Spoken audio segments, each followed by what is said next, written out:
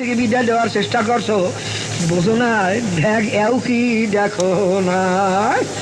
আল্লাহ আল্লাহ বাবারে। তারপর কাফেররা মনে করলো গোষ্ঠের মধ্যে বোধহয় কোনো গাছ হওয়ার ক্ষমতা আছে, যেমন পাথর চুনা পাতার থেকে গাছ হয়, বেশি লাগে না, ঠিক আছে না?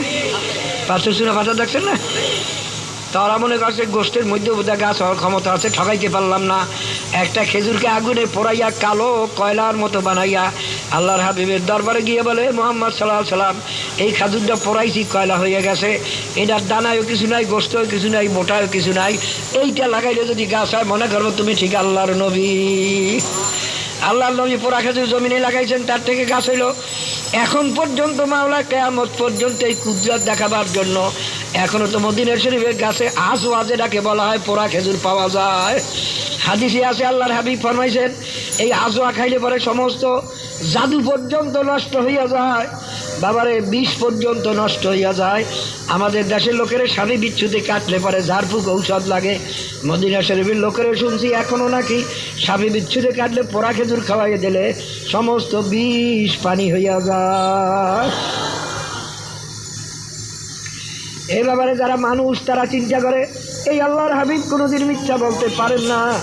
কাজী নেককারের ইমানদার ও নেককারের জন্য বেহেশত, গুনাহগারের জন্য জাহান্নাম, ঠিক আছে, কোনো সন্দেহ নাই।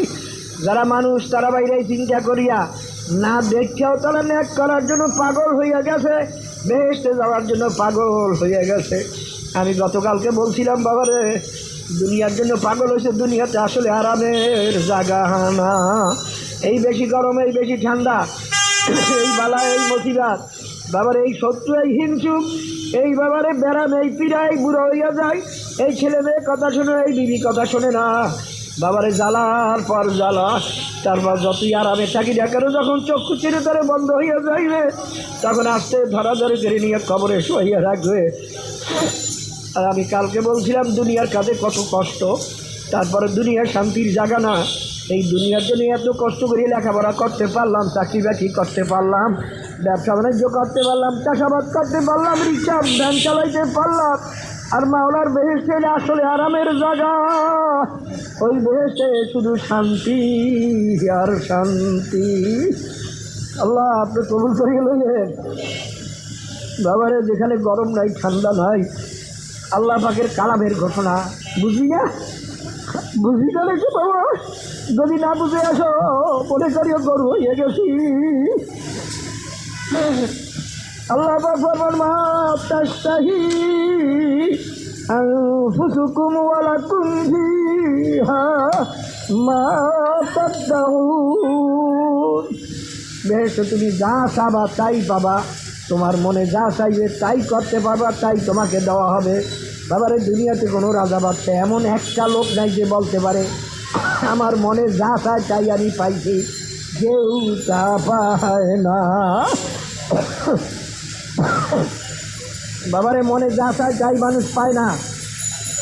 বুড়ো হইতে কারো মনে চায় না, কিন্তু বুড়ো হওয়া লাগে। অসুখ বিসুখ হোক, এটা কারো মনে চায় না, কিন্তু তবু অসুখ বিসুখ হওয়া হয়।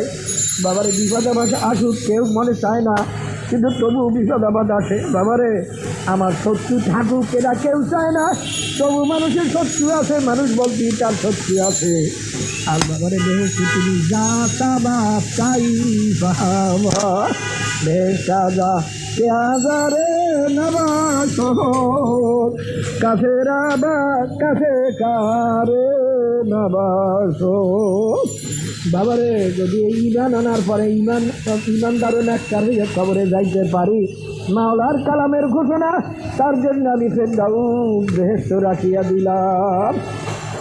বেহেশতের দালানগুলো একতলা দোতলা বিল্ডিং নয়, হাজার হাজার তালা বিশিষ্ট দালান হবে বেহেশতে। আল্লাহ আপনি কবুল করিয়া লইয়ে। আল্লাহর হাবিব ফরমানে, আমার উম্মতেরা যখন বেহেশতের কথা শোনো, দুই ফোঁটা চোখের পানি ছাড়িয়া দিয়া মাওলার দরবারে কান্দো, আর ওই ফেরদাউস বেহেশতের জন্য দোয়া করতে থাকো। আল্লাহ আপনি কবুল করিয়া লইয়ে। অমাশা কিনা তজ্জিবা, আল্লাহ পাকের কালামের ঘোষণা, হাজার হাজার তালা বিশিষ্ট দালান হবে। ওই দালানগুলো বাবা সিঁড়ি বাইয়া দোতলায় উঠতে হবে না, 10 তলায় 1000 তলায় উঠতে হবে না, লিফটে উঠতে হবে না, তোমার মনে যখন যেই গাছটা চালায় যাইতে মনে চাইবে, সঙ্গে সঙ্গে সেই চালায় ফসিয়া যাবা। আল্লাহ আপনি কবুল করিয়া লইয়েন, আল্লাহ আপনি কবুল করিয়া লইয়েন। ওই বেহেশতে বেড়াব নাই, কিরা নাই, দুশ্মন নাই, কিচ্ছু নাই, কোনোদিন বুড়া হবা না। আর যদি ওই